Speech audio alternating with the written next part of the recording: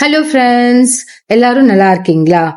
இனிமே தினமும் நீங்க சட்னி அரைக்க வேண்டாங்க. ஒரு தடவை அரைச்சி வச்சீங்கன்னா இந்த சட்னி 15 நாள் வரைக்கும் ஃப்ரிட்ஜில் ஃப்ரெஷ்ஷா இருக்கும். ஆமா ஃப்ரெண்ட்ஸ், இந்த ரெசிபி என்னோட மாமியார் எனக்கு சொல்லி கொடுத்தது. வாங்க இந்த ரெசிபியோட சீக்ரெட் என்னன்னு பார்க்கலாம். இந்த ரெசிபி பண்றதுக்கு நான் 3 புதினா கட்டும், ஒரு கொத்தமல்லி கட்டும், கொஞ்சம் கருவேப்பிலையும் எடுத்திருக்கேன். அது கூட ஒரு சின்ன தேங்காய் எடுத்திருக்கேன். எனக்கு தேங்காய் உடைக்கும் போது கொப்பரை தேங்காய் கிடைச்சிச்சு. ஸோ ஒரு சின்ன கொப்பரை தேங்காய் எடுத்திருக்கேன். இதுல ஒரு 10 to 12 பச்சை மிளகாவும் 2 பெரிய துண்டு இஞ்சியும் நான் எடுத்திருக்கேங்க. ஃபர்ஸ்ட் புதினாவும் கொத்தமல்லியும் ஆஞ்சி வச்சுக்கோங்க. நான் அதோடைய ஸ்டெம்ஸ் எல்லாம் தூக்கி போடல. கொஞ்சம் திக்கா இருந்த அந்த வேரெல்லாம் மட்டும்தான் கழிச்சேன். மற்றபடி ஜென்ரலா எல்லாமே நான் வச்சுக்கிட்டேன். உங்களுக்கு தேவைன்னா நீங்க வெறும் லீஃப் மட்டும் கூட எடுத்துக்கலாம். தேங்காவை நல்ல சின்ன சின்ன துண்டுகளாவும் இஞ்சியுமே 2 துண்டுகளாவும் கட் பண்ணி ரெடியா வச்சுக்கோங்க. அப்புறம் ஒரு அடி கனமான கடாய் வச்சு ஒரு 50 ml எண்ணெய் ஆட் பண்ணிக்கோங்க.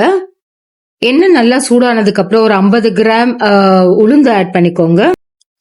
அது நல்லா செவக்கிற வரைக்கும் வருங்க. அது நல்லா செவந்ததுக்கு அப்புறம் அந்த வறுத்த உளுந்த எடுத்து தனியா ஒரு பிளேட்ல எடுத்து வச்சிருங்க.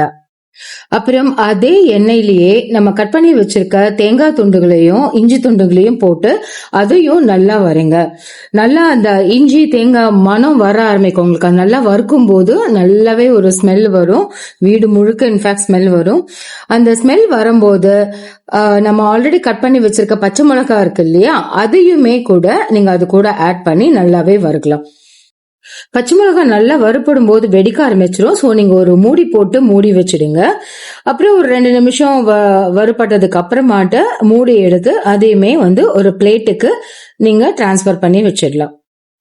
அடுத்து மீதி இருக்கிற அதே எண்ணெயிலேயே நம்ம ஆல்ரெடி ஆஞ்சி வாஷ் பண்ணி வச்சிருக்க புதினா அண்ட் மல்லி தலைகளை ஆட் பண்ணிடுங்க. எல்லா புதினா மல்லி தலைகளை ஆட் பண்ணதுக்கு அப்புறம் முதல்ல ஒரு மூடி போட்டு மூடி வச்சிடுங்க. அப்பதான் அந்த எண்ணெய் பிளஸ் இந்த இலையிலாம் இருக்க தண்ணியோட இது எல்லாமே கொஞ்சம் குக்காக ஆரம்பிக்கும்.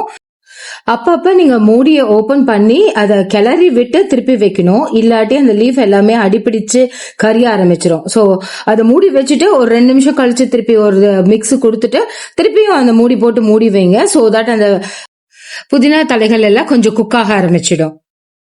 புதினா குக் ஆயிட்டு இருக்கும் போதே ஒரு பவுல்ல ஒரு பெரிய வெங்காயம் சைஸுக்கு புளி எடுத்துக்கோங்க. அண்ட் முடிஞ்ச அதை சுடு தண்ணியில நீங்க ஊற போட்டுடுங்க. ஸோ தட் அது உடனே நல்லா ஊறி ரெடி ஆயிடும். இப்போ அடுப்பை ஆஃப் பண்ணிட்டு அந்த புதினா இலைகளை எடுத்து ஆற விட்டுடுங்க. ஒன்ஸ் அது ஆறுனதுக்கு அப்புறமாட்ட மிக்சி ஜார்ல ஃபர்ஸ்ட் நம்ம தேங்காய் பருப்பு எல்லாம் வறுத்து வச்சிருக்கோம் இல்லையா, அதை முதல்ல அரைச்சி எடுத்துக்கலாம். தேங்காய் இஞ்சி பருப்பெல்லாம் அரைக்கும் போது நமக்கு தண்ணி தேவைப்படும். ஸோ நம்ம ஆல்ரெடி ஊற வச்சிருக்கோம் இல்லையா, அந்த புளிய நல்லா கரைச்சி அந்த புளி கரைச்சல் எடுத்து வச்சுக்கலாம். ஸோ இந்த உளுந்தெல்லாம் ஃபர்ஸ்ட் ஆட் பண்ணிட்டு நம்ம ஃபர்ஸ்ட் இந்த உளுந்தெல்லாம் ஆட் பண்ணிடணும். ஏன்னா அரைச்சிடணும். ஏன்னா இதெல்லாம் நல்லா அரைச்சதுக்கு அப்புறம் தான் நம்ம புதினா இலைகளை ஆட் பண்ணணும். ஸோ முதல்ல இதை நம்ம அரைச்சி எடுத்துக்கலாம். ஃபர்ஸ்ட் 2-3 சொத்து அரைச்சி மிக்சில எடுத்துட்டேன். இப்படி கொரகொரப்பா இருக்கும். அதுக்கப்புறம் நம்ம அந்த புளி கரைச்சலை கொஞ்சம் கொஞ்சமா ஆட் பண்ணி தான் அரைக்கணும். எல்லாத்தையும் மொத்தமா ஊத்திடாதீங்க. ஸோ ஃபர்ஸ்ட் கொஞ்சம் கொஞ்சம் ஊத்தி இந்த தேங்காய் விழுத நல்லா அரைச்சி எடுத்துக்கணும். இப்ப நம்ம ஆற வச்சிருக்க புதினா இலைகளை நம்ம இப்ப அரைச்சு வச்ச அந்த தேங்காய் விழுதோட ஆட் பண்ணி கொஞ்சம் கொஞ்சமா அரைச்சி எடுக்கணும். விச் மீன்ஸ் லைக் மொத்தமா எல்லா புதினாவையும் உள்ள வைக்காம ஃபர்ஸ்ட் கொஞ்சம் எடுத்து புதினா வச்சு நல்லா அரைச்சி எடுத்துக்கணும். எப்பப்ப தேவையோ அப்ப இந்த புளி கரைச்சல் கொஞ்சம் தண்ணி ஆட் பண்ணி அரைச்சிடணும். அதுக்கப்புறம் இன்னும் கொஞ்சம் புதினா வச்சு திருப்பி அரைக்கணும். ஸோ அந்த மாதிரி புளி கரைச்சல் ஆட் பண்ணி கொஞ்சம் அரைச்சி திருப்பி ஆட் பண்ணி கொஞ்சம் அரைச்சி எடுக்கணும். நீங்க மொத்தமா எல்லா புதினாவையும் போட்டீங்கன்னா அது மிக்சி ஜார்ல சிக்கிக்கும். எல்லா புதினாவும் அரைச்சு முடிச்சதுக்கு அப்புறம் ஒரு 2 ஸ்பூன் உப்பு ஆட் பண்ணிட்டு ஃபைனலாவுமே ஒரு சுத்தி எடுத்துருங்க. அப்புறம் ஒரு அடி கனமான கடாய் வச்சு அதுல ஒரு 50 ml எண்ணெய் ஆட் பண்ணிக்கோங்க. எண்ணெய் நல்லா சூடானதுக்கு அப்புறமாட்டு நம்ம அரைச்சி எடுத்து வச்சிருக்க அந்த புதினாவை உள்ள மெதுவா கொட்டுங்க. கொட்டி அதை நல்லா கிளறி விடுங்க. அடுப்பை வந்து சிம்மில் வச்சுக்கோங்க.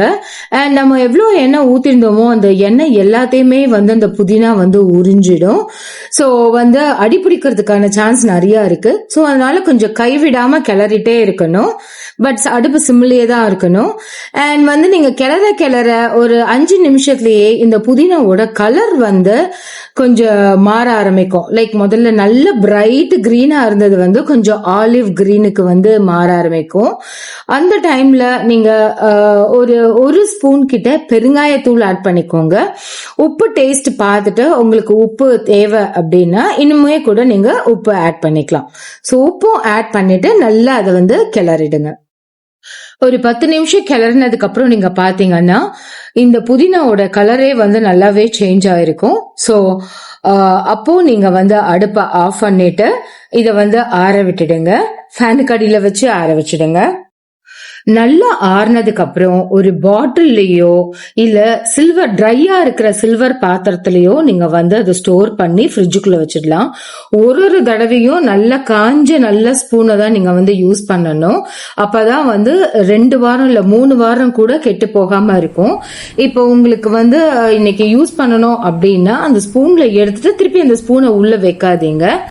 இந்த புதினா சட்னிய நீங்க சாதத்தோட வச்சு சாப்பிடலாம், இல்ல இட்லி தோசைக்கு சாம்பாரோட சேர்த்து வச்சு சாப்பிடலாம், இல்ல இந்த ஒயிட் ரைஸ் பண்ணி இந்த மின்ட்டை போட்டு மிக்ஸ் பண்ணி மின்ட் ரைஸா கூட குழந்தைங்களுக்கு டிஃபன் பாக்ஸ்ல நீங்க பேக் பண்ணி அனுப்பலாங்க. ரொம்ப திவ்யமா இருக்கும். இந்த ரெசிபி என் மாமியார் எனக்கு சொல்லி கொடுத்தது. ஸோ இது வந்து மினிமம் 3 வீக்ஸ் கெட்டு போகாம இருக்கும். உங்க வீட்டில் தீராம இருந்துச்சுன்னா இந்த புதினா ரெசிபியை ட்ரை பண்ணிட்டு எப்படி இருந்ததுன்னு உங்க கமெண்ட்டை வந்து எனக்கு வந்து ஷேர் பண்ணுங்க. இதே மாதிரி வேற ஒரு ரெசிபியோட உங்களை சந்திக்கிறேன் ஃப்ரெண்ட்ஸ். அது வரைக்கும் பாய், டேக் கேர்.